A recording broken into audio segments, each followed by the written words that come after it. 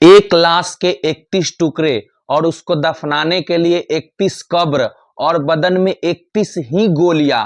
31 के इस आंकड़े के हैरतगंज वास्तविक घटना के बारे में सुनकर आपकी रूह तक कांप जाएगी।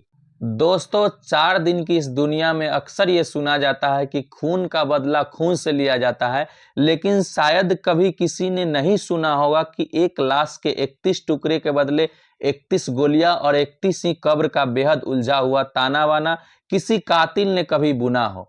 चलिए, क्राइम स्टोरी में आज ऐसे ही उन 2 कातिलों की कहानी की बात करते हैं जिनका ताना बाना 2 लाश, 31 टुकड़े, 31 गोलियां और 31 ही कब्रों के इर्द गिर्द बुना गया है।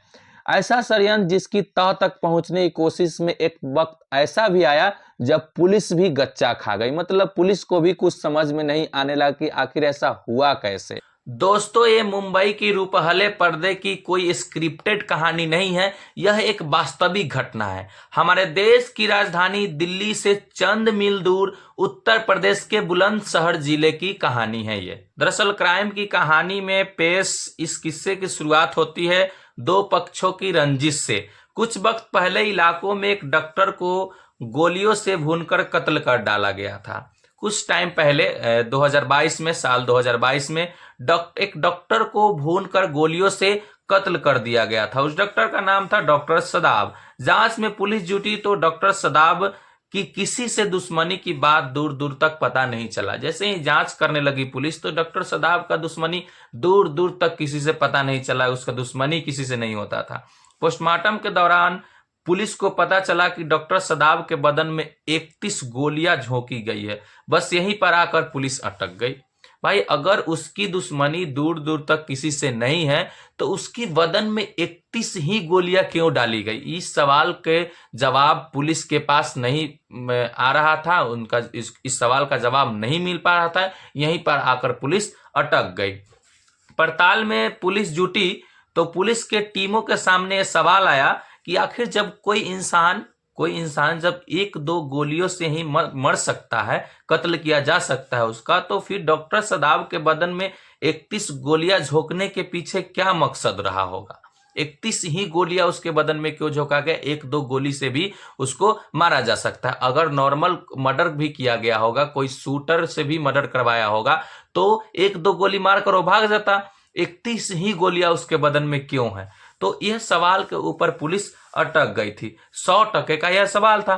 सवाल जितने काम का था उससे ज्यादा वह उलझा हुआ भी था। जितना काम का यह सवाल था उससे ज्यादा तो यह सवाल उलझा हुआ था। हाँ, पुलिस ने अपने जहन में उभरे इस सवाल से पड़ताल की कई दिशाएं टटोल रही थी। इस सवाल से बहुत सारी दिशाएं पुलिस के दिमाग में आ रहा था, पुलिस के मन में आ रहा था।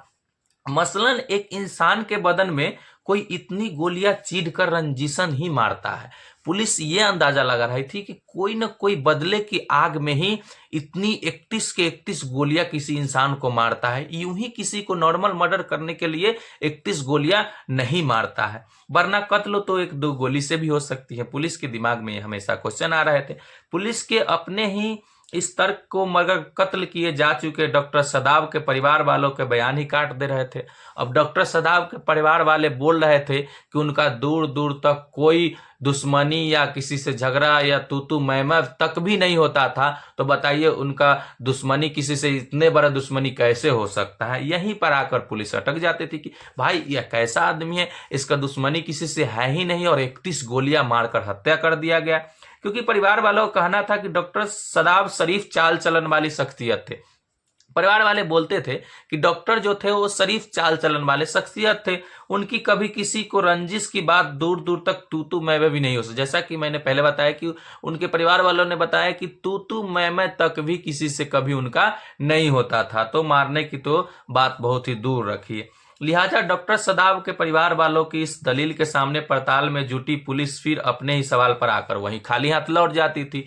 अब पुलिस सोचती थी कि किसी न किसी के साथ दुश्मनी होगा या झगड़ा होगा या कभी भी तू मैं कुछ भी हुआ होगा तो उनके परिवार बताएगी, तो उस डाउट पे उसके अनुसार पुलिस चलेगी और इसमें आगे इस केस के आगे की दिशा के बारे में पुलिस जांच पड़ताल करना शुरू करेगी। लेकिन पुलिस जहां रहता था वहीं पुलिस आकर फिर अटक जाती थी, क्योंकि पुलिस को बताया जाता था कि इनका दुश्मनी ही किसी से नहीं है तो कौन मार सकता है। तो जहां से उसने पड़ताल को आगे बढ़ाने की कोशिश में कदम चलने शुरू किए थे पुलिस। बहरहाल कई दिनों की मेहनत के बाद पुलिस को जो कुछ मिला उस सब को एक साथ इकट्ठा करके देखने से एक बात साफ हो चुकी थी।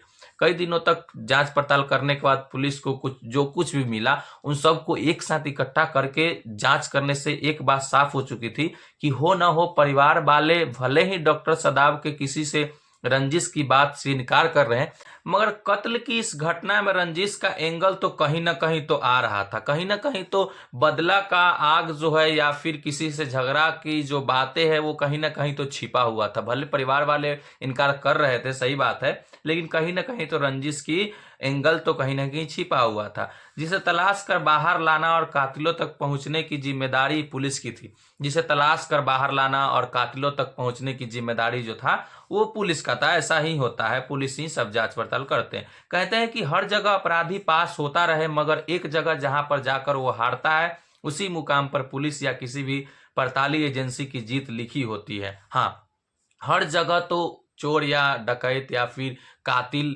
जीतता आता है, लेकिन एक जगह कहीं ऐसा होता है जहां वो मात खा जाता है। वहीं से पुलिस या कोई भी पड़ताल एजेंसी जो होती है वहीं से पॉइंट पकड़ता है और वहां तक पहुंच जाता है जहां उसको जाना होता है केस के स्टडी में। हूबहू ऐसा ही हुआ बुलंदशहर के डॉक्टर सदाब हत्याकांड के खुलासे में। ऐसा ही हुआ बुलंदशहर के डॉक्टर सदाब हत्याकांड में कहीं ना कहीं एक पॉइंट मिला और उसी को पुलिस पकड़ ली। डॉक्टर सदाब की अगर किसी से रंजिश नहीं थी तो फिर उनके बदन में आखिर 31 गोलियां क्यों किसी कातिल ने झोंकी? पुलिस के दिमाग में फिर से यह सवाल था और परिवार वाले से पूछ रहे थे पुलिस कि डॉक्टर सदाब को किसी से अगर दुश्मनी नहीं थी तो कातिलों ने डॉक्टर सदाब के बदन में 31 ही गोलियां क्यों झोंकी? खुद से पैदा इस सवाल में जूझती हुई बुलंदशहर पुलिस पहुंच गई हापुड़ में कत्ल की उस वारदात या लाश की कहानी के करीब। दोस्तों, कुछ दिन पहले हापुड़ के हाफिजपुर में एक और कत्ल हुआ था 18 मार्च को। उस कहानी को इस घटना के साथ पुलिस ने जब अटैच किया, जोड़ा, तो पुलिस एक निष्कर्ष पे पहुंचा कि हो ना कोई रिलेशन तो इन दोनों घटना का आपस में है, जिसे इसी साल 18 मार्च को हापुड़ के हाफिजपुर इलाके में अंजाम दिया गया था। पुलिस ने हापुड़ के हाफिजपुर इलाके में हुए उस कत्ल की कुंडली खंगाली तो उसके तार बुलंदशहर के कई किलोमीटर दूर हुए डॉक्टर सदाब हत्याकांड से मिलने लगे थे।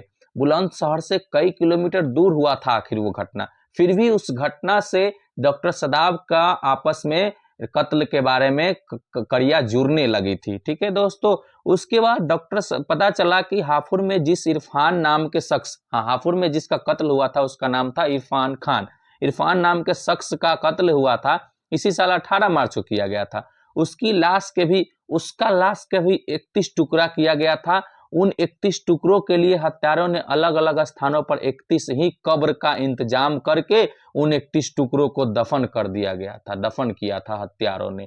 उसका भी लाश का 31 टुकड़ा किया गया था और अलग अलग जगहों पर 31 कब्र खोदकर 31 जगह पे दफन किया गया था। दोस्तों, इन दोनों घटनाओं को आपस में जोड़कर पुलिस जब इस केस के बारे में स्टडी करने लगे तो पुलिस को पता चला कि इरफान खान का जो हत्या हुआ था उस हत्या में इस डॉक्टर सदाब का भाई रागिब भी शामिल था। इरफान खान के हत्या में इस डॉक्टर सदाब के भाई और उनके कुछ दोस्त भी शामिल थे। तो डॉक्टर सदाब के भाई रागिब और उनके दोस्तों ने मिलकर इरफान खान का 31 टुकड़ा किया था और 31 जगह कब्र खोदकर उसको दफना गया था।